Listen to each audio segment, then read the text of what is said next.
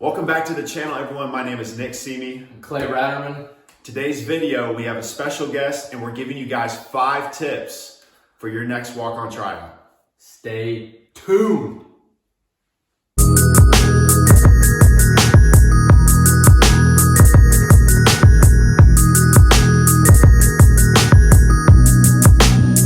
So a little bit about ourselves. We walked on to the Ohio State football team in the 2017 and 2018 season, where we ended up defeating USC in the Cotton Bowl. So we have that. And won the Big Ten championship. That too. And beat that team up north. We did do that as Sorry, well. guys. But we do that every year, so it's not really a surprise. So a little bit about Clay here. He'll fill you guys in.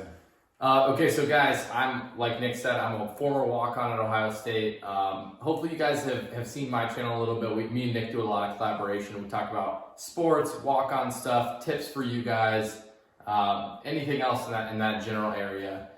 So in today's video, before we hop into the 5 tips, we want to give you guys the quick preliminary aspects of things you guys need to do and you need to know before you get to the tryout. So those are things like, you need to be enrolled. I know this is crazy, but you need to be enrolled in the college that you're trying to walk onto. That's an important one. You need to have 12 credit hours or more at that university. So you have to be a full-time student. And then once you get there, a lot of people are like, well, Clay, how do I know when the walk-on tryout is? And so there's a couple ways. There's social media. Sometimes I post it on social media. Follow all social media platforms that they have. Yes, absolutely. And then there's the other 2 ones. A lot of us, we emailed the director of player personnel, the walk-on coordinator, basically anybody who's involved with the football or the athletic staff that you think has a title that's similar or related to knowing when the walk-on tryout would be. Obviously, don't go emailing the head coach, and especially at a big Division I school, and asking, Coach Urban Meyer, hey, when's the walk-on tryout? I mean, that's just not something they deal with. So go to the people who would potentially have that information, and worst case, DM a different walk-on from that school, ask people at the campus, ask the athletic directors. You'll figure out when the date is. Generally speaking, it's the first week of the fall semester and the first week of the winter/spring semester.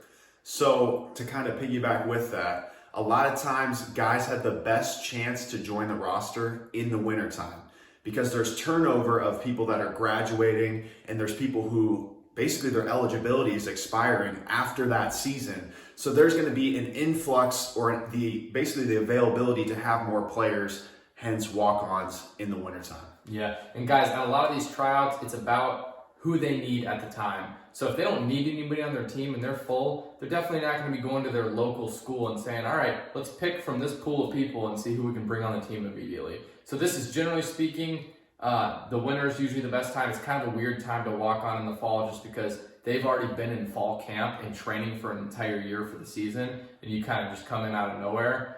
So the winter, you're at least starting from a fresh point, and that's at least what both of us did.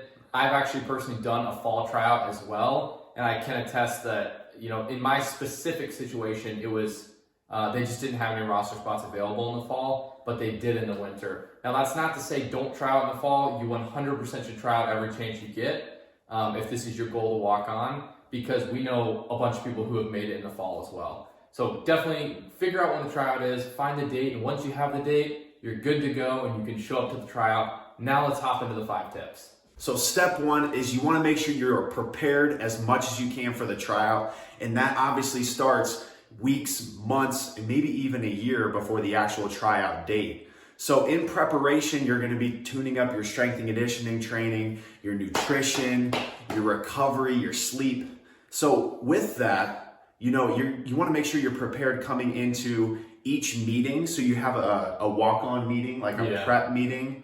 So it's about, usually it's a day or 2 before the actual tryout. They have people who want to try out come to the facility and sign a bunch of waivers and paperwork and stuff and make sure they're eligible for the NCAA and things like that. But then they give you the time that you're going to show up for the regular tryout, and it's usually a mandatory meeting that you go to this before the tryout. So just be on the lookout for that so you don't miss it. And this might sound, like common sense, but you want to make sure you're on time. You're being respectful to the people around you. So, I mean, I know that goes without saying, but it's something that from the start can cut you out, even before your tryout even starts. Like, guys, when you show up to the tryout itself, the day the tryout's there, come fully prepared. Like, I can't tell you, we've had some experiences where we see kids show up to these tryouts and they literally don't have cleats. They will not provide them for you. They will not provide you any equipment. They won't provide you gloves, obviously cleats. Yeah. We even had, an individual where know the actual reputation of the school. So Ohio State, the team up north wears blue. Right. So they don't let arch rival, the biggest rivalry in college football, and this kid shows up wearing their colors to the tryout, and he wasn't trolling. It was completely serious, and he just didn't know. So the coach went over to him, and they said, "Son, you're not going to be able to wear that in the facility because that's a rule at the Woody Hayes facility that you can't wear blue inside." So you kind of have to know those little things because guess what? That coach also went over to him.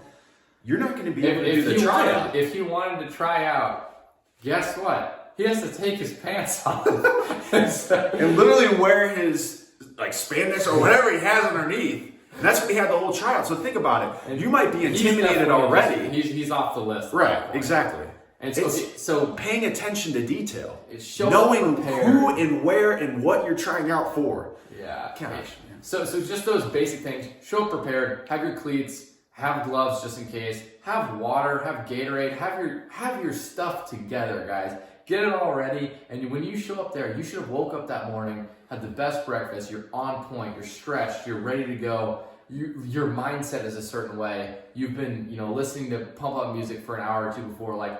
These are the things that people do who are going to be successful and who are going to have even a living shot at making these teams. So some of these teams, there's 100 kids there for a tryout, and they may be looking for one person, or maybe they're looking for 10 people. It just depends on the year and the turnover, like we talked about earlier. So step number one, whatever you want to call it, be prepared. Next, tip 2. So next, tip 2 is be a professional. So this starts right when you walk into the facility. I kind of alluded to it earlier, but this is everything from your interaction with the janitor, with the receptionist, with the athletic trainer, with the equipment manager, if you happen to meet him, the head coach, if you happen to run into him. It's stuff that will go a long way when it comes down to narrowing between me and you.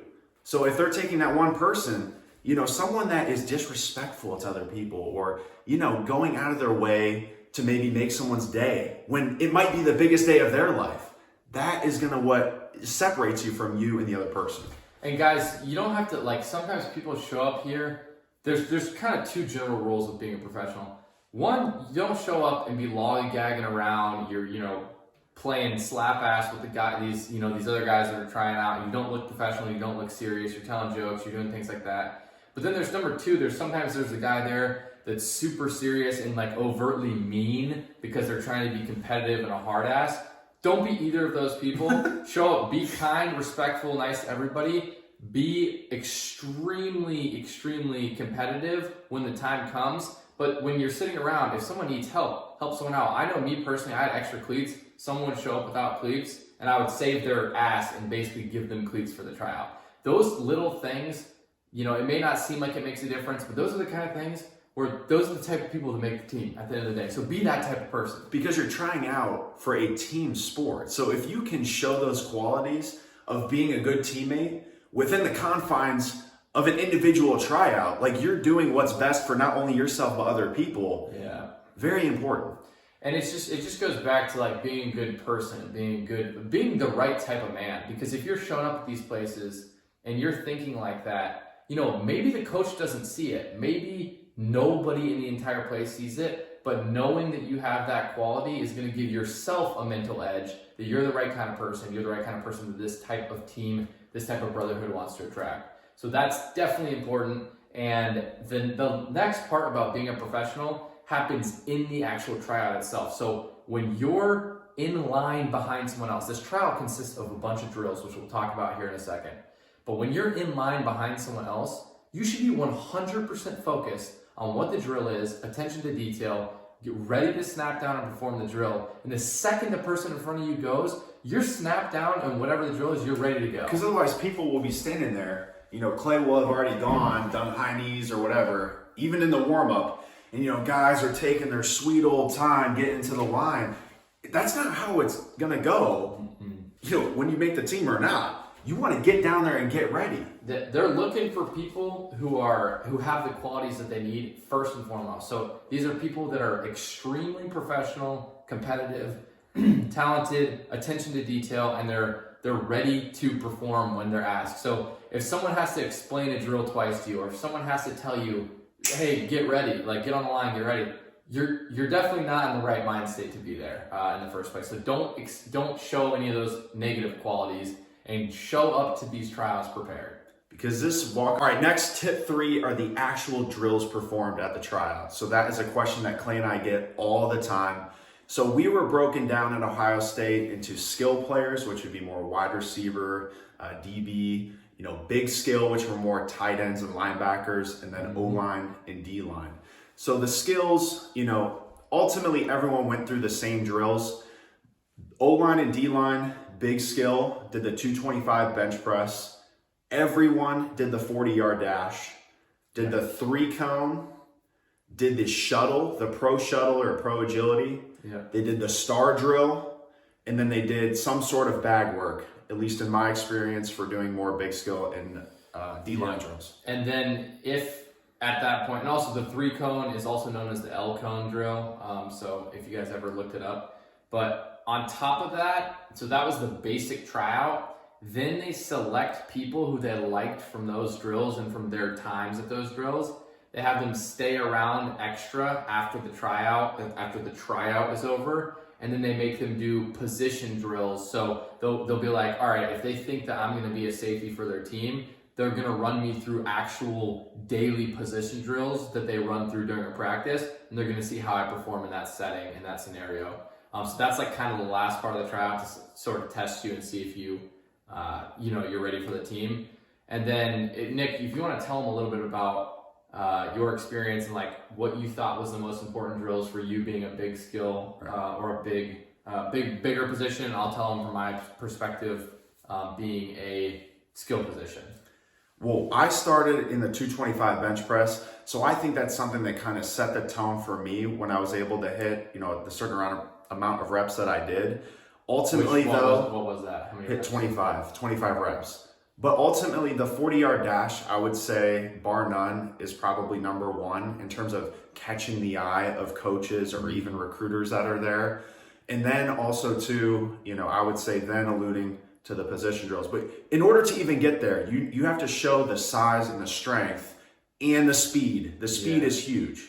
I would say for me as a skill position, like without a doubt, 40-yard dash and shuttle are the 2 things they were looking at right off the bat, just to see what are these kids' times. If they might even look at you, might not know who you are, but if someone records down a 4.5 or below in the 40, they're going to start looking at you more. And then if you hit, a 4-second shuttle, 4.00 or 4.10 on the shuttle, then you're like, oh, okay, let's take a look at this kid further. And so those are obviously really, tough numbers to hit, but that's kind of what's going to make you stand out immediately. And then from my perspective, we actually, as a skill player, did not even do the 225 bench test at the tryout.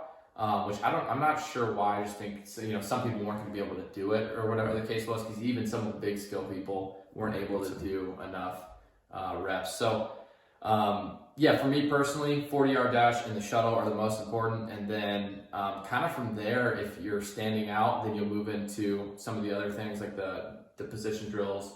And then just so you guys know kind of how it works, after you do these timed drills, like you'll do the 40-yard dash, the shuttle, the L cone, maybe the star drill, those are all timed.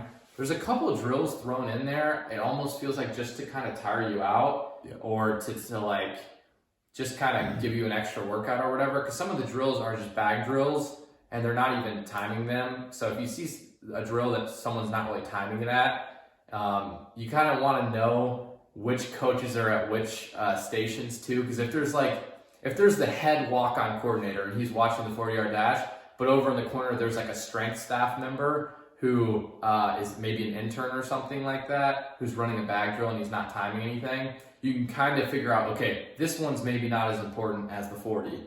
And you can kind of it's a good thing just to be aware of that as you're going through the tryout. Not in order to save energy or anything, but more so just to be like, okay, this is the most important one. I really got to crank it up and do well at this part. But when you are going through the drills, just like snapping down and being a professional, if there is a cone that is set out and you're meant to finish through the cone, that does not mean finish at the cone or stop at the cone and then walk through. We had a saying +2, and it went for every single drill. It goes for everything you do in life. Right. Go so +2. Finish through it, and I mean, we can even track that all the way back to warm-ups, but when you're doing the actual drills, do not stop short, because all those things just go into the checklist that will ultimately make the decision if you make the team or not. Especially the 40-yard dash. I actually used to see kids slow down before they pass the 40-yard mark. So run at least as fast as you can past 5 yards or so past the 40, or 5 or 10 yards, because you're trying to get the best time you can here. So those little tiny things are extremely important. And just as a general rule of thumb, these are the main drills that we saw at the tryout. Even from my, I did a total of 2 tryouts, and from one tryout to another, there were, several drills changed. So these are the general tryouts, combine type tryouts that a school will do. Maybe also including the vertical jump and the broad jump, I would say, are 2 other potential ones. So kind of think in terms of like NFL combine style, but every school is going to be different at the end of the day. But one thing that's pretty consistent, 40 shuttle, and they're trying to see if you can run and if you have agility. Outside of that, I want to say that most schools aren't going to actually have you playing football of any sort. So kind of get that mindset of playing football out of your head. It's mostly going to be drill work. The only type of playing football you might get is if you're a receiver and they have you run some routes for the position drill section, or if you're a quarterback, they need to see you throw, or a punter, they need to see you punt, kicker, they need to see you kick. Those kind of things are a little bit different, but outside of the position drill section, generally, I don't think many use a football and actually get into the sport. Right. And if you guys want some more, tips with the actual techniques behind the drills, Clay and I both were starting to make videos that go into the 40-yard dash, the pro shuttle, and all of these combine-like drills. So make sure you guys check that out. Next, on to tip 4. So with tip number 4 is provide value to the team. And what I mean by that is be open to a potential position change. So in my personal experience, I went in because I had experience with tight end, fullback, linebacker. I felt comfortable doing that at both, college, where I started at Ashland, and in high school. But when I was actually talking to the recruiter, he comes up to me and goes, what do you think about playing D-line? And so right there in that moment, I had a choice. I can either say, Coach, no, I don't play that position. I'm used to playing X. That's not what he wanted. It's kind of a trick question. Whatever they're asking you to do, especially as a walk-on, you want to provide and optimize your role on the team as much as you can. If you're a long snapper, you are the best walk-on long snapper at that program and in the nation. That's how the mindset that you have to have. So, I would say be open to a position change. That's what I had to deal with. Yeah, I was I came in as a corner, which, guys, I'm an anomaly. I'm the whitest corner you've ever seen. And so when I came to this tryout, they were thinking the same thing. They offered me, they were like, we don't need corners, whatever the situation was. They were like, the safety coach approached me. He wanted me to be a safety. And I was like, hell yeah, I'll be a safety. I don't care. I'll be anything, coach. Get your foot in the door. And then, we have friends who, they started out as corner, or they started out as whatever, and then they switch into the role that they fit best and that they're best at once the coaches see that, and they make changes and shift people around in those right spots. A prime example, you guys may have seen him, even on the field or heard of him, CJ Saunders. He went in and he was doing DB drills, converted to wide receiver, and he was legitimately getting playing time. So, that's an example. There are so many more examples across college football, across divisions. So tip 4, make sure you guys provide as much value in whatever position that you guys have. Own that And with that, be open to a position change. Next and last. Be open-minded. 5. Last but not least, tip 5. You want to bring what is called, or what we call, is the X factor. The X factor. So Clay's going to go into that a little bit here. All right, guys. So what is the X factor? So basically, this is kind of just something me and Nick just made up on the spot. Basically, what we're talking about here is these are people who bring a certain level of energy to the tryout, where when they show up, they mean business. It's almost like it's a couple things mixed together. It's the look test. You show up, you're jacked, you're in shape, and you're clearly somebody who plays football. So that's step number 1. Step number 2, you have a mentality like no one else has there. You have an incredible amount of competitive excellence, meaning at every single point in time, you're locked in, you're focused, you're snapped down, you're ready to go, and you're there to compete. Like at the end of the day, you're there to get that one spot that's there. So you have a certain level of competitive attitude about you and air about you that you're there to compete. You're ready, you're excited, you're not nervous, you're not kind of putzing around or whatever. You're literally there to get that spot. That's your only mission, and people can feel that kind of energy. So I don't know if there's a better word to put on it, but you should have an air about you and an energy to you that you've been working your ass off for this for years, and this is your one opportunity, and nobody there is going to take it away from you. That is the X factor, and being able to put that into words is tough, but having that energy when you show up there is extremely important. Those are the people who always get that edge. Right. And I completely agree with Clay. But to go on top of that energy, I just want to ingrain it in you guys even more. The energy is positive, and it's not always the loudest on the field or in the facility. 100%. It can be quiet confidence. Like, people can see through your BS.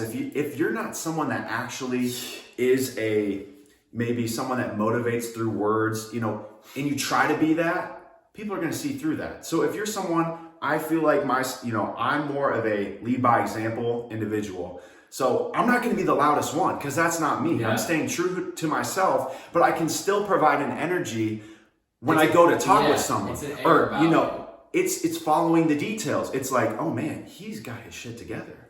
Yeah. That's the energy that you get. It's not like, yeah, let's get it, yeah. Like, yeah. It's not hyping. It's not hyping yourself up and hyping people around you up. It's having a confidence about yourself, and the way you actually build that confidence is putting in the work. So if you've put in the work and you're there, you're one of the top guys, you're the top guy at that tryout. Why? Because you've been working for it for years. These guys are just showing up off the streets, and you've been working out every day. You've been training for football every day. You've been eating right. You've been training. You've been watching videos. You've been getting your drills better. You're there to get that spot. So that little edge, that competitive confidence that you have about yourself is hugely important. And me and Nick have related on this before, where we talk about during our training, even during our training leading up to these tryouts, this is something that kind of goes deep into how you can, manifest and achieve anything in your life. But we both had experiences throughout our training sessions over and over again,